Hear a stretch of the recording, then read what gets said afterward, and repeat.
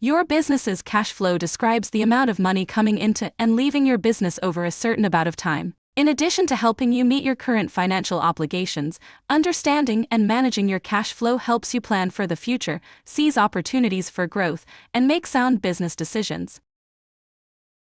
The information contained here has been prepared by Civitas Strategies and is not intended to constitute legal, tax, or financial advice. The Civitas Strategies team has used reasonable efforts in collecting, preparing, and providing this information, but does not guarantee its accuracy, completeness, adequacy, or currency. The publication and distribution of this information are not intended to create, and receipt does not constitute, an attorney-client or any other advisory relationship. Reproduction of this information and recording of this content, including the use of AI, are expressly prohibited. Only non-commercial uses of this work are permitted. In today's conversation, we will explore what is cash flow and why it's important to your child care business. We will learn what financial information you need and how to get started. Cash flow is different from your monthly budget. Once you have a monthly budget, you may still have questions, such as, how much am I making over time? Will I have enough cash to pay myself, or to pay my bills? And how much am I really making? If you have any of these questions, learning about cash flow can help you answer these specific questions. The cash flow forecast is one of the best tools you can have for understanding how healthy your organization is in the near term. Predicting cash flow is not about budgeting. It's about understanding how much money you are taking in minus how much money is going out. The challenge with cash flow is that you can have a lot of money that's owed to you, but if you don't have money on hand to pay the bills, then your business can find itself in financial trouble. Knowing how much cash you have in the near term becomes a way of not only knowing what's coming in and going out, but also gives you a heads up about upcoming challenges with having enough cash available. The following cash flow exercise will guide you through the process of making an important cash flow prediction for your business over the next 6 months. We've purposely chosen the 6-month time frame because it's a nice snapshot that allows you to make decisions a few months away, but it's not so long that many things could change. Once you get the hang of this exercise, you will likely want to make it one of your weekly business habits. Let's look at building cash flow in 5 easy steps, which are gathering documentation, picking a time frame and scenarios, listing income, listing expenses, and reviewing trends. Step 1. Gather documentation. Pull 4 months of documents that show your income and expenses. Here is a list of documents that can give you the information you need. Documents showing income and expenses, bank statements, credit card statements, Venmo transactions, utility bills, any other records of ways that you receive or spend money. Try to use actual amounts when possible for greater accuracy. If you don't have actual amounts for everything, it's okay to use an average. For example, you might need to use your average electric bill because you don't know exactly how much electricity you'll use over the next few months. Step 2. Pick a time frame and scenarios. This is not a budget. Try to choose a time frame that's long enough to allow you to make decisions past 1 or 2 months, but short enough in case challenges or changes happen down the road. We think 6 months is a good time frame, but adjust as needed, and choose what works for you. Never use more than a year. You should also consider scenario planning, which can help your organization generally, but particularly in times of great uncertainty. Through scenario planning, you can articulate changes that may happen over time, so you can see and plan further potential impacts. Let's look closer at what we mean by scenario planning. Though you can use any number of scenarios, typically it is good to develop 3. Best case, where revenue and expenses shift to ease the stress on your business.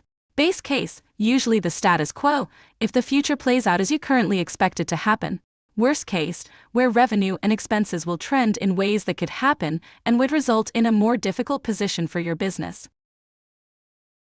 To build the scenarios, identify the most significant factors and how they may trend in each scenario. Make sure you consider factors that are on the revenue and expense sides. Try to keep to just the most important factors, the 3 to 5 most likely to change in the future, to which could have the most significant impact on your organization. For example, a potential increase in your healthcare costs by 50% would be a likely factor for your worst-case scenario, whereas a 1% increase in office supplies would likely not be included. Make sure you include a list of the factors. Writing them down will make sure you remember how you got to the particular scenario you've created. If you can, articulate the cost impact in actual dollars, such as what happens if you get the $10,000 grant, or a percentage, such as a 10% increase to the cost of supplies. This table shows how you can capture your assumptions for each scenario. As you run through the rest of the steps, do one set of tables for each scenario so you can see the impacts. Step 3. List income. Categorize the money that comes in each month. Be sure to always include an other category. Some example of income categories: subsidy, fees, grants, other. Take a look at this example of how you might list out your sources of income. Step 4. List expenses. Categorize money that goes out each month. Again, be sure to list an other category. Here are some examples of things you would list in the expense categories: personnel, taxes, rent, utilities, vehicle, phone, food, snacks, cleaning, loan payments, bank fees, and other. Take a look at this example of how you might list out your sources of expenses. Step 5. Review the trends. Your total cash flow over the next 6 months will be the total amounts of revenue minus the total amounts of expenses. You can also see the cash flow for each month by subtracting your total expenses from your total revenue for each month. Looking at cash flow month by month can be helpful because some months your revenue might be less than expenses, but other months it might be more. This tells you when you need to save money from one month to another. Take a look at this example of how you might calculate your monthly and total cash flow. Now that you have your cash flow projection, you should ask yourself a series of questions for each scenario to understand any trends that appear. Are you profitable? Are there months that are feast or famine? Which months has the highest profit? Which months has the lowest profit? Which categories are your highest expenses? Which categories are your lowest expenses? Which categories are your highest revenue? Which categories are your lowest revenue? If you've completed your analysis and you find that you need to cut some expenses to increase revenue, here are some suggestions on how to improve your cash flow. Increase enrollment. If you have room in your program, this can be the most cost-effective way to build revenue. Start by asking your current families if they know of other families in need of care who they could refer to you. Also, reach out to the child care resource and referral and other providers to find out if there are families who need care. Consider weekly versus monthly billing. If you currently charge $1,000 per month, most people assume that works out to $250 per week, but some months have 5 weeks, which translates to an additional $1,000 per year, per student. This method can be an effective way to increase cash on hand if you have families who consistently pay on time. If you have families who often miss payments, this can be difficult because it may mean chasing down money. It can also mean more trips to the bank and more data entry on your end. Speed your billing and collections. You should bill as soon as possible, and don't let money owed to you wait. It may be a difficult conversation with families, but the cash is critical to keeping your business and the service they rely upon alive. Consider childcare management systems that can help speed billing, while also cutting other costs, or using Venmo or similar apps for fast payment. Another option is to have parents pay before services are rendered. Find the best prices for toys, materials, and equipment. Buying used toys can save you significant amounts of money, and you can use sites that give you access to high-quality pre-loved items. Check out your local Facebook selling groups. Goodwill and the Salvation Army often have toys available. Try visiting these stores early in the week, after items have been dropped off over the weekend. Using a credit card for business expenses that has rewards in the form of cashback or gift cards you can utilize for additional purchases. In addition, look for ways to get discounts through large purchase programs, like the one available to NACE members. Look for recurring subscriptions to cut. Take a look at the different services and online memberships that you have. Often, they accumulate over time. We don't realize how many we actually have or the impact they have on monthly cash flow. Determine which subscriptions you need and which you can live without. Consider federal programs.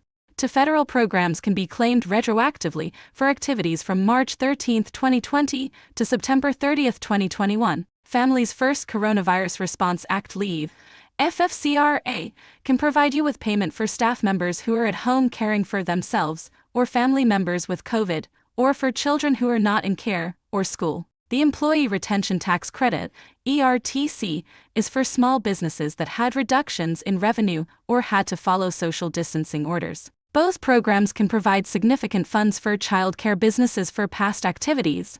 And finally, use automation.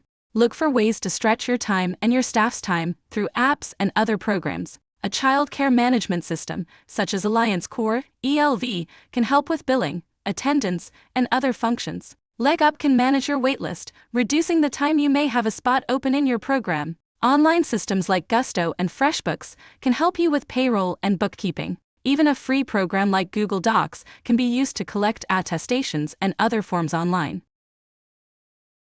Thank you for joining me for this discussion today. If you are interested in other helpful resources, information, and guides, visit childcare.texas.gov to find these on various topics in both English and Spanish. There you can also sign up and register for free one-on-one business coaching. And be sure to visit the Civitas Strategies YouTube channel for more valuable resources to support you and your business.